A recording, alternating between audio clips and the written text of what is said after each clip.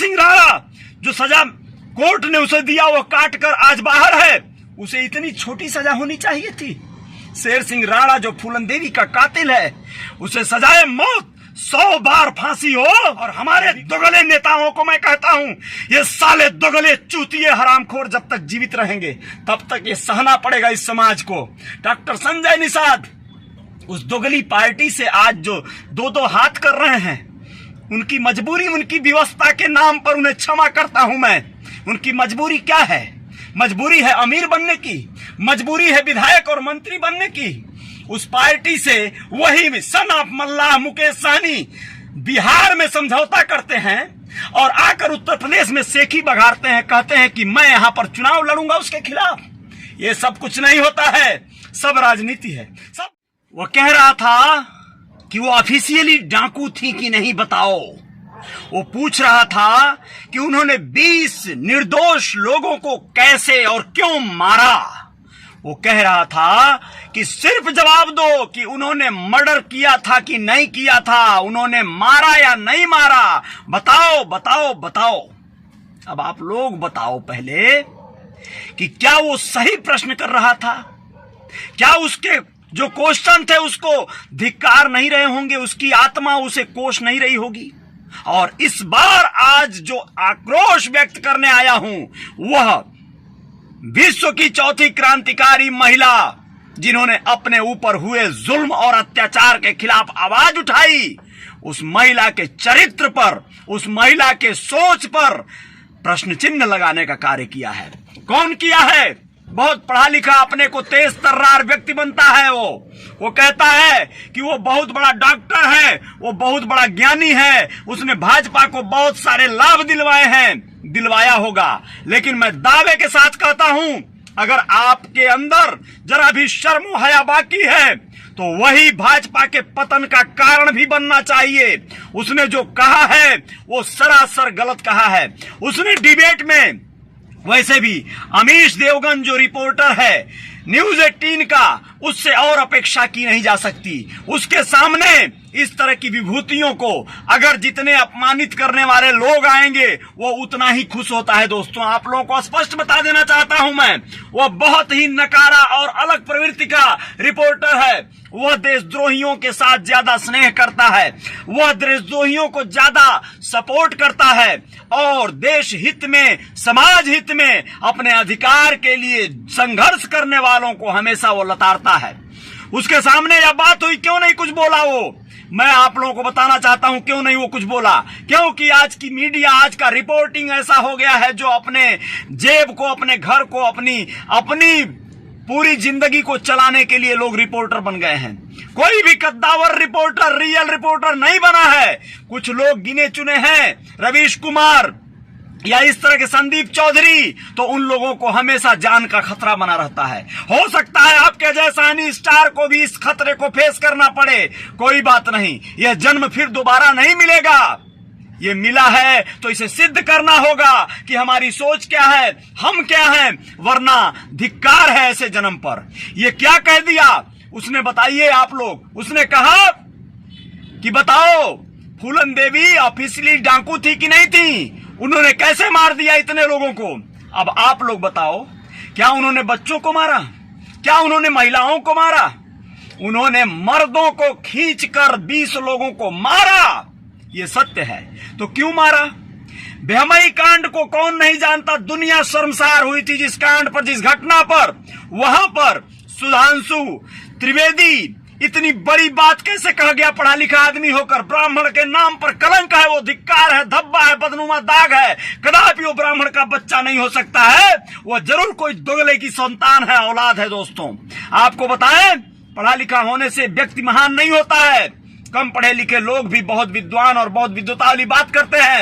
हमारे नेताओं पर हमें शर्म आ रही है। आज जो नेता, हमारे महामना डॉक्टर संजय निषाद जी की बात कर रहा हूं, दुर्भाग्य देखिए, वो आदमी भी अपनी जान बचाने, अपनी सुरक्षा के चक्कर में इन गद्दारों के बीच में जाकर अपनी टोपी जो है पटकने का कार्य कर रहे हैं। मुझे बहुत बहुत अफसोस हो रहा है। इन गद्दारों को जूतों से मारने की जरूरत है, लेकिन ऐसा नहीं हो पा रहा है क्योंकि वह मजबूत नहीं है।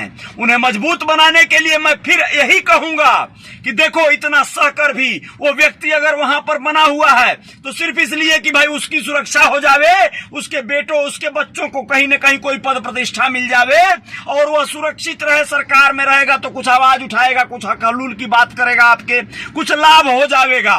क्या ऐसा लाभ आपको चाहिए? अगर आपको चाहिए तो आप जरूर डॉक्टर संजय निषाद जी को हर हाल में मजबूती दीजिएगा, लेकिन यह जान लीजिए अजय साहनी स्टार से ये बर्दाश्त नहीं हो रहा है।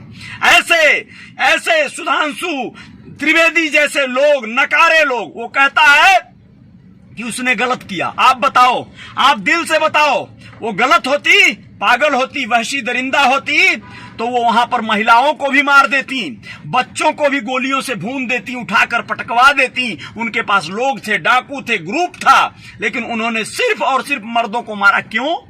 क्योंकि वो मर्द थे जो नामर्द थे, नपुंसक थे। वो साले खुद उस कांड में शामिल थे। कई एक लोग वो खुद उस चीज का गवाह बने, नंगा कर कर जहां घुमाया गया गांव में, उस गांव के मर्दों की आन मर गई थी। ठाकुरों का गांव था वो।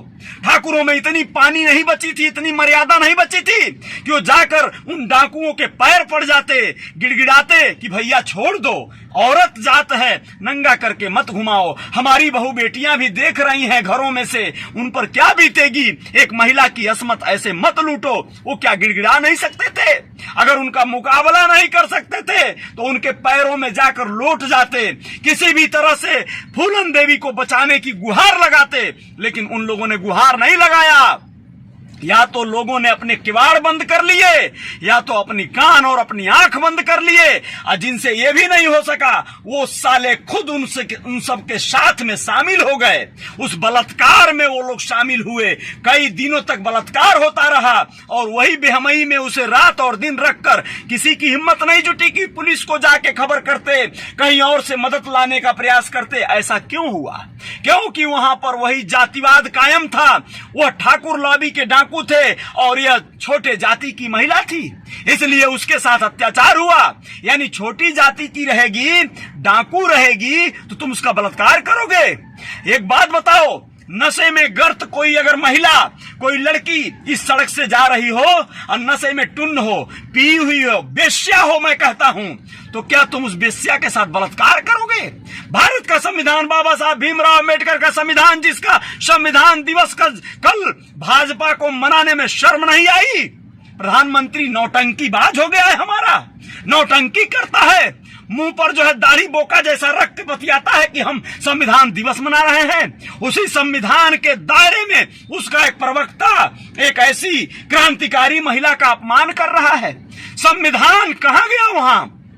आप बताइए, क्या कोई भिखारन, कोई गरीब महिला, किसी की बेटी, किसी की बहू जिसका कोई रखवाला न हो, किसी का गार्जियन न हो, उसके साथ आप बलात्कार कर दोगे?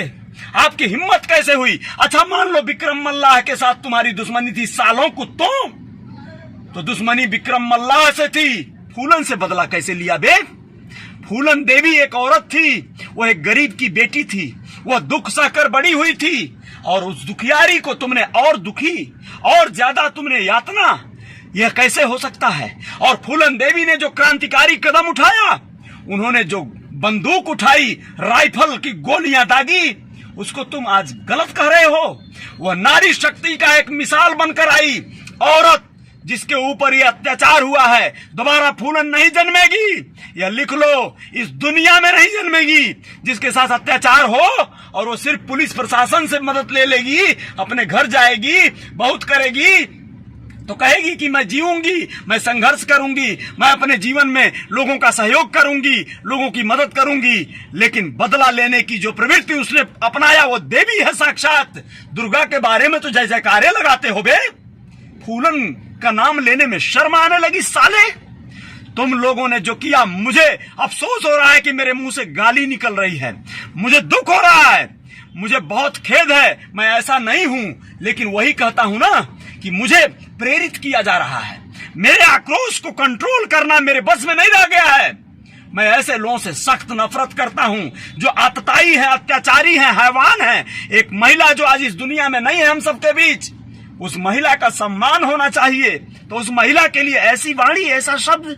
शेर सिंह राणा जो सजा कोर्ट ने उसे दिया वो काट कर आज बाहर है, उसे इतनी छोटी सजा होनी चाहिए थी। शेर सिंह राणा जो फूलन देवी का कातिल है, उसे सजाए मौत 100 बार फांसी हो तो भी कम है। एक ऐसी औरत जो नारी शक्ति का मिसाल बनी, जो नारी शक्ति को इतना बड़ा हिम्मत दे गई, एक ऐसी औरत जिसने मिसाल कायम किया कि तुम्हारे साथ अत्याचार हो तो तुम अपनी आवाज कभी दबने मत देना। राइफलों की गूंज से उनके कानों में, उनके सीने में उतर जाना। उसको गलत कह रहे हो तुम लोग। और हमारे दोगले नेताओं को मैं कहता हूं, ये साले दोगले चूतिए हरामखोर जब तक जीवित रहेंगे तब तक ये सहना पड़ेगा इस समाज को। डॉक्टर संजय निषाद उस दोगली पार्टी से आज जो दो हाथ कर रहे हैं, उनकी मजबूरी, उनकी व्यवस्था के नाम पर उन्हें क्षमा करता हूं मैं। उनकी मजबूरी क्या है? मजबूरी है अमीर बनने की, मजबूरी है विधायक और मंत्री बनने की। उस पार्टी से वही सन ऑफ मल्लाह मुकेश सहनी बिहार में समझौता करते हैं और आकर उत्तर प्रदेश में सेखी बघारते हैं, कहते हैं कि मैं यहां पर चुनाव लड़ूंगा उसके खिलाफ। ये सब कुछ नहीं होता है, सब राजनीति है, सब बकवास है, सब ये चुतियापे कर रहे हैं। अपने अपने राजनीतिक रोटियों को सेकने के चक्कर में इन सबों के खिलाफ एक आवाज नहीं उठा रहे हैं सब। बताइए, डॉक्टर संजय निषाद जी को आ जाना चाहिए डंके की चोट पर। सुधांशु त्रिवेदी साले माफी मांगो, माफी मांगो, नाक रगड़ कर हाथ जोड़कर, वरना माफ नहीं करेंगे, भाजपा का साथ नहीं देंगे। ये सब धमकी कब देंगे आप? आपको डर लग रहा है? योगी से डर रहे हैं आप, उस योगी से जो खुद डरते डरते वहां तक गया है। बहुत दुर्भाग्य है मेरा, मैं बहुत असहज महसूस कर रहा हूं अपने आप को। मर जाना ठीक है यार, लेकिन इस तरह का अपमान सहना, फूलन देवी को गलत कहने वाले का साथ देना, फूलन देवी को गलत सिद्ध करने वाले के चक्कर में पड़े रहना, ये कतई नहीं होना चाहिए था। इसी बीच देखिए, एक महोदय मुझे फोन कर रहे हैं, उन्हें नहीं पता होगा कि मैं लाइव हूं, या पता होगा तो भी शायद वो कर रहे होंगे। तो बहुत बहुत धन्यवाद है। कोई बात नहीं है, इस आवाज को दबाया नहीं जा सकता है, रोका नहीं जा सकता है। आप लोगों को बताना चाहूंगा कि कतई आप लोग अपने आवाज को बंद मत रखिएगा। आप लोग जो है हर हाल में बने रहिएगा। इस तरह के मुहिम को, इस तरह के लोगों के मुंह को बंद करना आप सबकी जिम्मेदारी है। दोस्तों, आप लोगों से वादा करता हूं, इस तरह के लोग जो आज राजनीतिक रोटियां सेकने के चक्कर में अपने आन बान शान को सब भूल गए हैं, उन सबको मुंह तोड़ जवाब देना होगा, वरना आप सबके बीच आपकी असमत लूटी जाएगी। दिन ब दिन आपकी आबरू को तार तार किया जाएगा, लेकिन आप जवाब नहीं दे पाएंगे। लोग आपको ही गलत ठहरा देंगे। आप बताइए, कैसे वो इतना बड़ा कमीनागिरी कर सकता है? सुधांशु त्रिवेदी को यह बात कहने का अधिकार कैसे मिल गया? उसने कैसे ये तय कर लिया कि फूलन देवी एक क्रिमिनल थी? आपको बताऊं, बात यहाँ फूलन देवी की नहीं है। एक ब्राह्मण की बेटी भी अगर ऐसा कृत्य की होती तो मैं आप लोगों को स्पष्ट करना चाहता हूं कि यही मैं उसके पक्ष में भी कहता, क्योंकि बेटी बेटी होती है, वो ब्राह्मण की नहीं होती, वो ठाकुर की नहीं होती, वो निषाद और चमार, कुर्मी, कुहार, लोहार, बढ़ई की नहीं होती, वो बेटी होती है। बेटी चाहे जिसकी भी हो, बेटी कोई भी हो, उसके साथ आप इस तरह का बर्ताव नहीं कर सकते। आपको किसने अधिकार दिया? संविधान ने आपको ये अथॉरिटी कब दे दिया? तो दोस्तों, आप लोगों को मैं यही कहूंगा कि आप लोगों के जो नेतागण हैं उन पर मैं बाद में आऊंगा, मैं उस विषय पर बाद में आऊंगा कि हमारे नेता द्वय जो इस समय उत्तर प्रदेश के चुनाव में अपने आप को निषादों का मसीहा और निषादों का हितैषी कह रहे हैं, उन लोगों की असली पॉलिटिक्स क्या है, असली पॉलिसी क्या है? दोनों भाजपा के साथ हैं वाया वाया, एक बिहार में, एक उत्तर प्रदेश में, लेकिन भाजपा के साथ रहकर खुल के कहो ना, क्यों ये नौटंकी हो रही है? क्यों ये ढोंग हो रहा है? भाजपा हो, कांग्रेस हो, समाजवादी पार्टी हो, बहुजन समाज पार्टी हो, मुझे कोई गुरेज नहीं है। आप जहां आपकी सुरक्षा है, जहां आपका हित है, वहां रहिए, लेकिन आप जो धोखा दे रहे हैं वो धोखा न दीजिए। समाज के हित में कार्य न कर सकें तो कम से कम समाज को आप बरगलाने का कार्य न करें, समाज का स्वाभिमान रखाने के लिए कार्य करें। आप यह आपसे हो पाएगा तो ठीक है, वरना जय जयकार तो जारी रहेगी। बहुत बहुत शुक्रिया, बहुत बहुत धन्यवाद। मैं चाहूंगा आप लोग जान लीजिए, वाकई जमुना निषाद जी इस धरा के इस पूर्वांचल के सबसे कद्दावर नेता थे। उन्होंने जो कार्य किया है कोई करके दिखाए जरा। माई का लाल किसी में हिम्मत हो तो वो नहीं हो सकता है और दोबारा जमुना जन्म नहीं लेंगे, दोबारा फूलन जन्म नहीं लेंगी, लेकिन उनका अपमान यह कतई आपको बर्दाश्त नहीं करना होगा। जय जयकार जारी रहेगी। बहुत बहुत शुक्रिया, बहुत बहुत धन्यवाद आप सभी का। आप लोग देख लीजिएगा क्या करना है, फिर हम हाजिर होंगे बहुत जल्द आप सबके बीच। बहुत बहुत धन्यवाद, शुक्रिया, जय हिंद, जय। और भी इस तरह के वीडियो देखने के लिए हमारे चैनल को सब्सक्राइब करें और साथ में बेल आइकन को दबाना ना भूलें। धन्यवाद।